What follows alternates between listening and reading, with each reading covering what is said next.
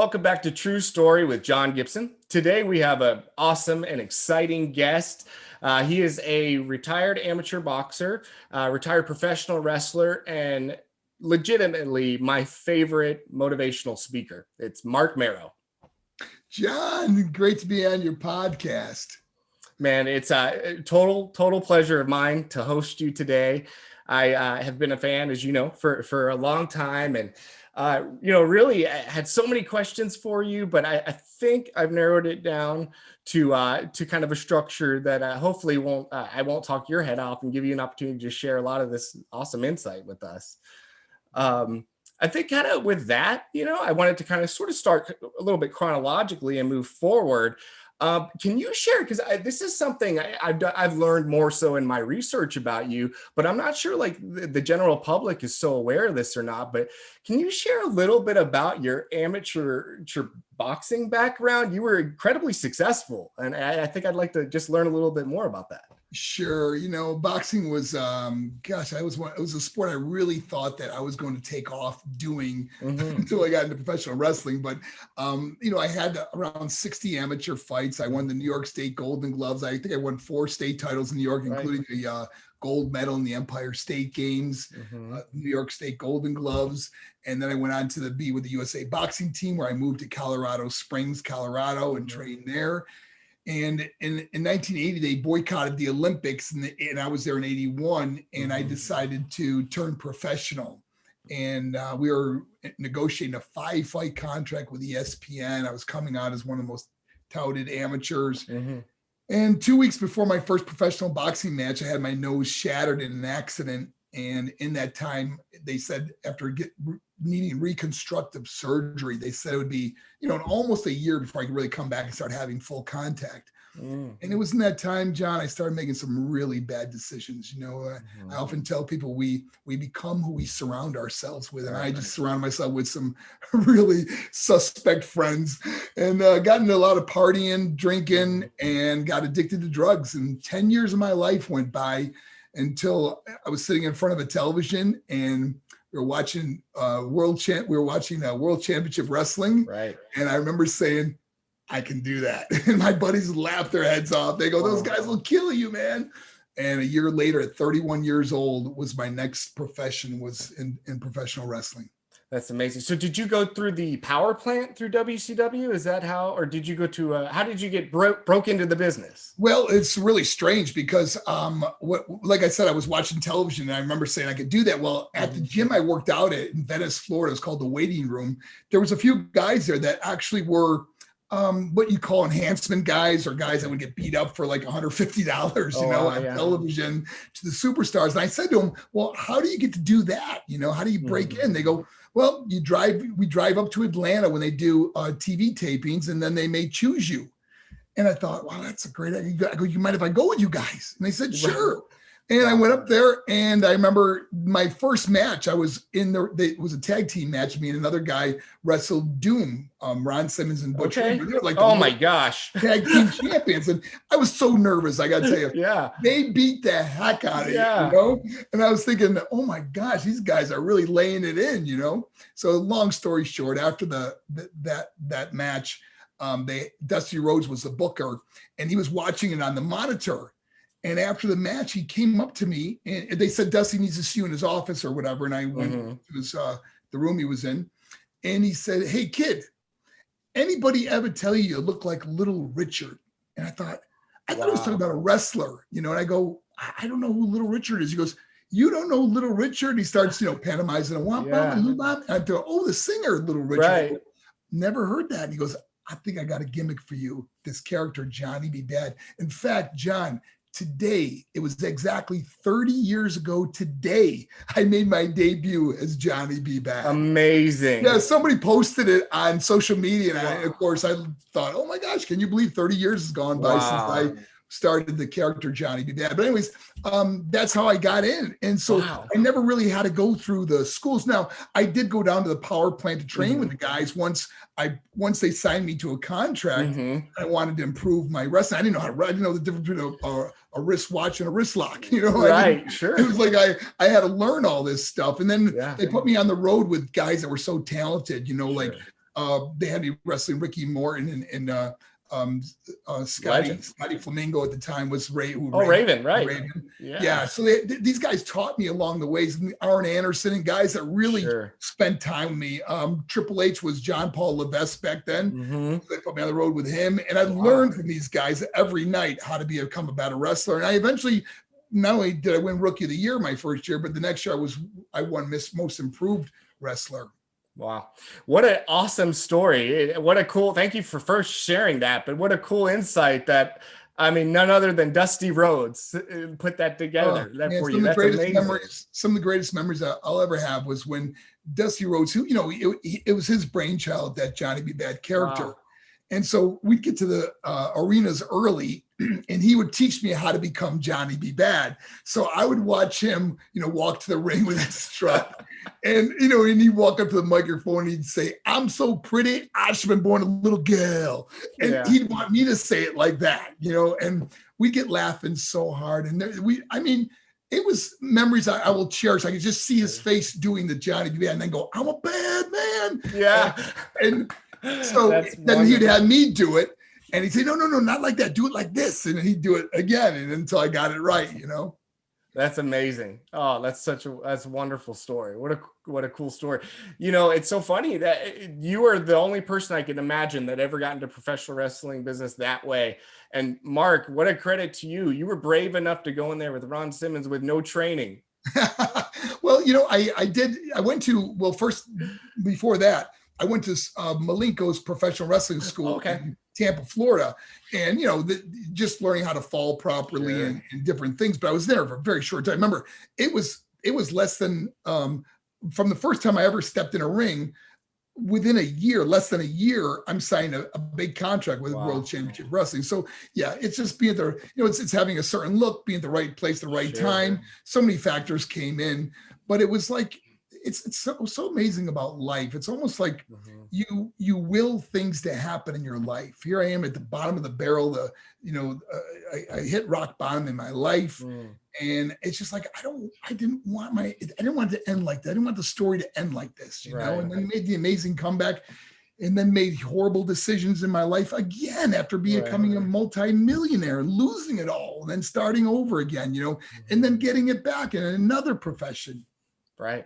Yeah, exactly. And I want to highlight all of that. So let's talk to that a little bit. So you transitioned ultimately out of WCW and you moved on to WWE, and, you became Marc Mero, a little bit more of maybe yourself with some charisma and some character on top, maybe a little seasoning on top of it. Right. But you transitioned from Johnny B. Bad over to Marc Mero. And at that time you brought in your real life wife as your valet, I guess. Is that how that? Yeah, it was. What happened was when I was with WCW, Vince McMahon wanted me so badly, and at that time they did not have guaranteed contracts at WWF. So that's why I stayed with WCW for so long, because I was getting a guaranteed salary. So I told Vince, I go, "Vince, I will come. I will come to WWF under these conditions." And I said, number one, I want a guaranteed contract, and then he goes, "And what else?" I go, "I want a signing bonus." And he goes, "What else?" I go, "I want my wife to fly everywhere I fly." And he goes, "That's a really strange request." He goes, "What?" He goes, "Why that?" And I go, I said, "Vince, I see so many divorces in this industry. Everyone gets divorced. I just got married. I don't want to get divorced. We got married and I was married just a couple of years." And I said, "Well, you know what you can do and then he agreed to all these terms I had. I was the first guaranteed contract, Wow. And so he agreed to all these terms.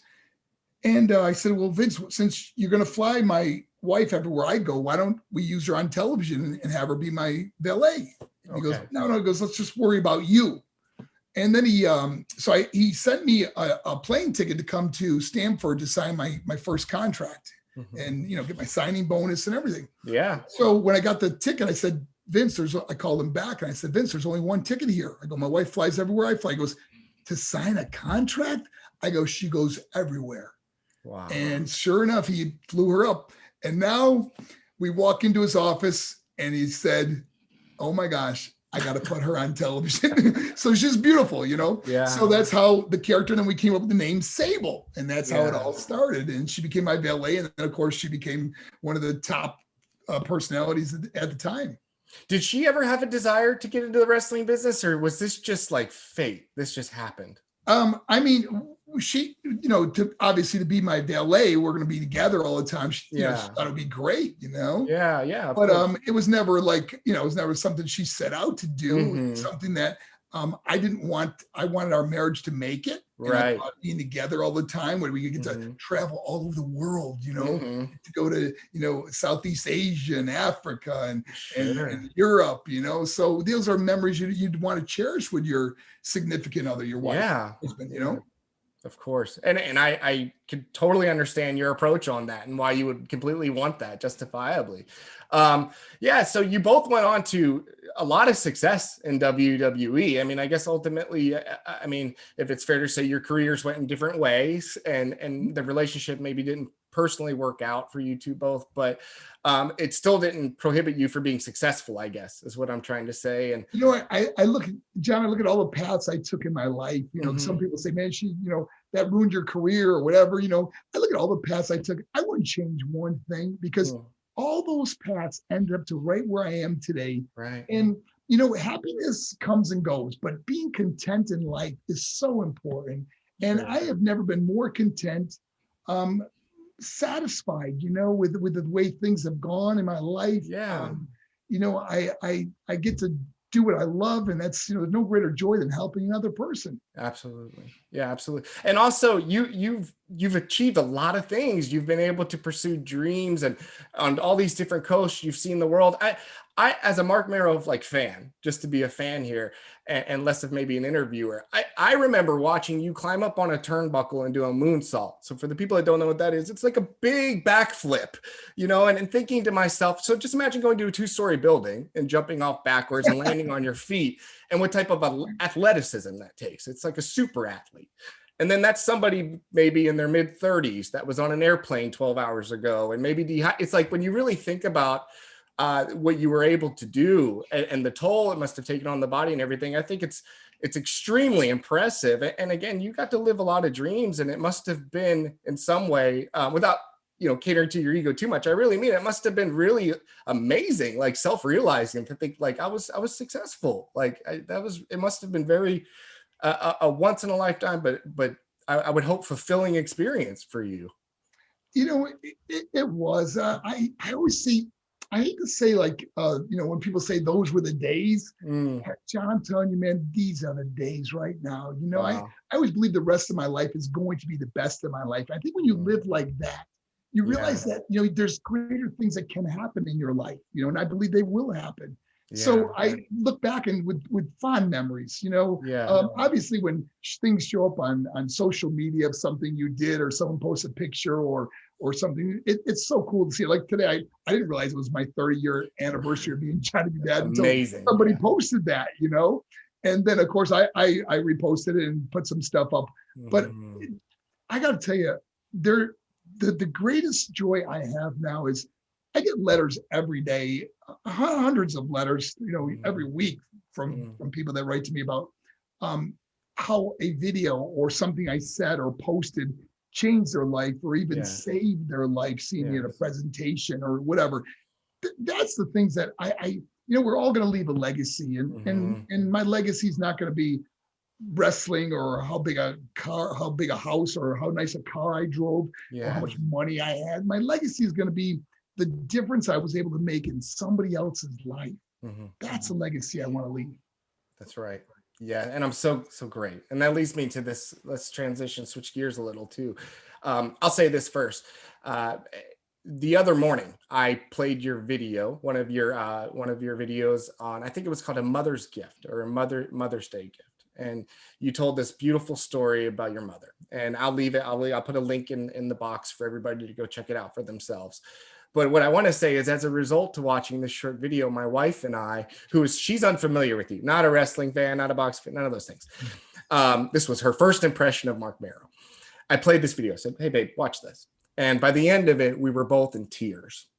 And it touched our hearts so much. And I said, you see, baby, this is why I'm so excited to have him on the show. And it's inspiring, you know, the way you speak and the fact that you've chosen to dedicate the rest of your life to helping and touching others. In my opinion, there's nothing more admirable than that. I hope to do that a little bit every day too. So here's the question. What led you? What empowered you? How did that happen? What made you say, this is it? I've chosen this and I'm going to go all in. And how did you choose this next chapter in your life? It's so strange, John, because it kind of chose me. What I mean by that is, I was a personal trainer. You know, I was helping people, you know, lose weight and get in shape and stuff, and I really enjoyed that. And my clients were getting phenomenal results, so I opened my own gym. And we got a call from a local high school that said, "Hey, can you come and talk to the football players? You know, the football team at the high school." Sure. And I thought, you know, like 40 or 50 guys, I think it was. And I remember going there and just kind of just sharing with them guys things I went through, ups and downs of life, you know, not really having a whole presentation put together, but just sharing from my heart. Sure. It was really strange because I got emails back from some of the guys saying, "Man, that really changed my life, man. That really inspired me." And I remember how nice it felt to know something I said or sharing a little bit about my story helped someone else. Well, unbeknownst to me, they contacted another school because it went so well. And this school wanted me to come and speak to the whole school in the auditorium, you know? And so I did that. And I started thinking, man, I want to kind of put together the ups and downs, how I got to this point and start using visuals kind of. And that's a good thing about coming from the wrestling world is, you know, it's bigger than life. So then I started finding pictures of my family that passed on and putting it all together. And of course, the Mother's Love video has really inspired and helped and really touched a lot of people's hearts because we often take for granted the very things in life we should appreciate. Sure. And sometimes we don't realize it until it's too late. So with that said, I started getting so many letters from parents on how their kids came home from school and said, "I love you," and "Thank you," and this and that. And it was just beautiful. And then, you know, I remember speaking, they had me speak to the FBI convention in Orlando, Florida. It was like 2,500 FBI agents, and I never seen more grown men and women in tears. So I realized it just doesn't touch students' hearts; it touches adults too. For you know? Sure. Mm-hmm. Absolutely. Yeah. You have, and you know what? And you've had such a unique life experience, and you have a gift to truly interpret those things as through a positive mindset. And it's amazing because you've also spoke about difficult things. You've spoke about drug overdoses, you know, things of that nature, and really a real rocky road you've been on. It's not just something like, you know, a lot of people have been through hard times. You've seen kind of the low of low in some ways, and you've been brave enough to speak about it, but you also are so inspiringly positive. It's really inspirational. You know, John, I share where my good choices took me, and I also am blatantly honest where those bad choices took me. And I think by sharing from my heart and being honest about what I went through, whether it was drug addiction, suicidal thoughts, depression, anxiety, whatever it was, students can relate to it. And they go, "Oh my gosh, if he could talk about it, I can talk about it." And we get kids to open up, because often when you hold something inside, as you know, man, it's like a volcano. And sooner or later, that volcano erupts and awfully in horrible bouts of depression or suicidal thoughts, or you know, kids that are being bullied or abused in some way, they now can open up and talk about it and realize that they're not alone. And we all go through adversity in life. Absolutely. And I'm glad you said that last part too. So while I go to a lot of your, you know, I visit your website and your videos for some of the motivational things we've already spoken to, you've also done a tremendous work with anti-bullying, and more so with children, younger children. And I've seen a lot of that, and I support that as well. But man, that is also incredibly inspiring and worth speaking to. I know, like, even you and Hulk Hogan were able to pair up in a video and do some work together. But were you bullied as a child? Was this something that also, like, you know, you felt a calling toward? Yes, we lived in one of the worst drug and gang infested neighborhoods growing up in Buffalo, New York. It was the west side of Buffalo.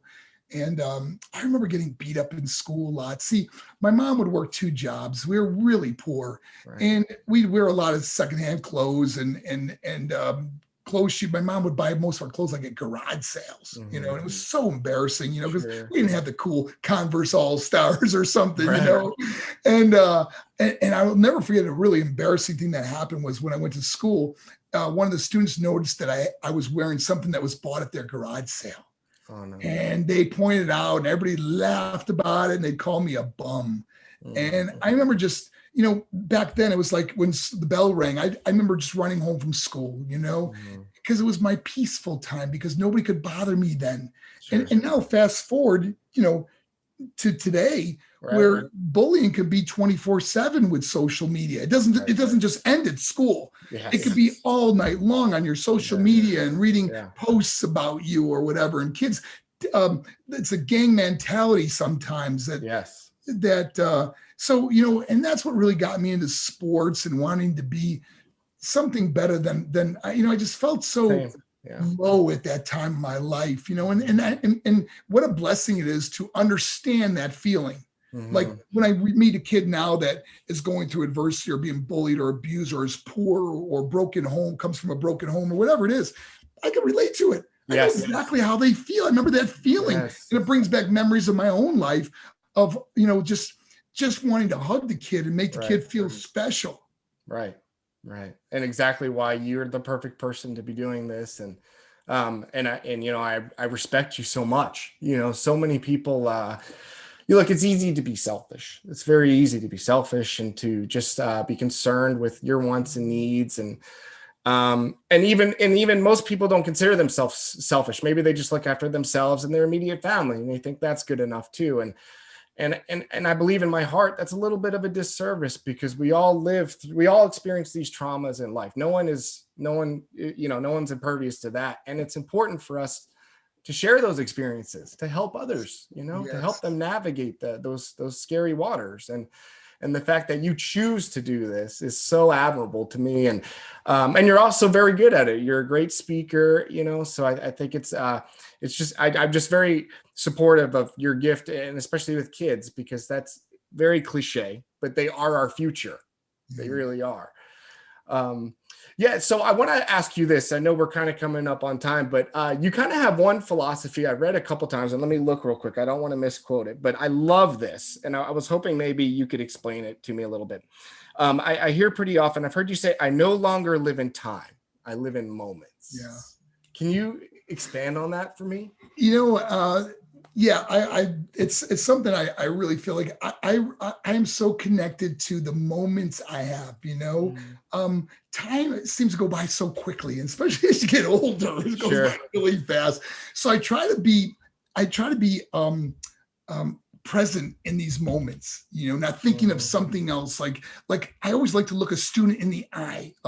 Sometimes I'll hold their hand or their wrist or put one of my wristbands on. You know, I want to be in that moment with them, you know, because it's a moment that I want to cherish and look back on my life and say, I lived in that moment. I didn't just going through the motions of something. And so many times we, like I said before, we take for granted the very things in life we should appreciate. And that's why you have to be present in those moments. And oftentimes you're talking to someone, they're thinking about something else because they're not in the moment. And I learned how to be in the moment. And it's helped me so much because, you know, every day, like I hit the ground running, man. I'll tell you, I really do. I'm like a morning person and I go all day, and I don't sleep probably enough, but I really love to be in the moment. I really love to help people. And I think that's why it's so important to realize that, because life passes so quickly and there's no promises of tomorrow. Sure. Yeah, it's so true.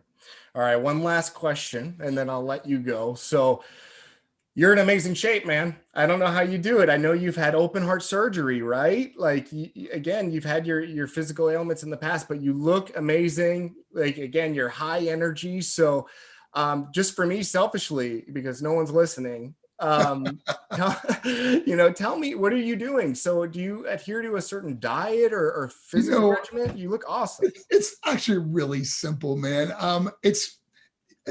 Your body is if I have to make an analogy, it's like your body's like a Ferrari. It's and if let me ask you this question. Like if you had a Ferrari parked in your driveway and it needed gas, you would go to the gas station. I don't care if it was $5 a gallon. You would put premium high test, the best gas in your Ferrari. Sure. We often treat a car better than we treat our own Ferrari for life. And I really put the best food, organic. I really, I try to eat gluten-free. I really try to eat smart, and it's really helped me with inflation. I've had 14 surgeries in my life, you know? So including, you know, open heart surgery where they stopped my heart for 40 minutes, you know, and luckily it started back up, obviously. But, you know, I feel great. I'm going to be 61 in July. If I didn't know I was going to be 61, I'd say I feel like I'm 30, you know? Yeah. And it's incredible energy. If I didn't have a scar on my chest, I wouldn't even know I even had surgery, you know? Yeah. But that's amazing. Great. And I think it really is, it's also, man, I got to tell you, having a positive attitude, I think it prolongs your life. It helps your life. It brings you so much joy. Don't get me wrong. I could think about all the negative things, and I wish this was going to happen, and gloom and doom, and the world's ending, and all this stuff that people get caught up in, you know. But like when you live in the moments, like these moments that I have with you right now, there's joy. There's happiness. We can. Someone's going to hear us talking, and it's going to help someone. It's going to maybe get someone inspired to start maybe training or working out. Or I do. Diamond Dallas Page is one of my closest friends here. He lives near me in Atlanta, and you know, he got me doing the DDPY, the yoga, you know, which is great for stretching and flexibility in my life. But I still hit the gym and pump weights once in a while, and but I'm real careful, and I feel great. Yeah, that's great. That's good to know. I'm about to eliminate some gluten. I think I'm onto that.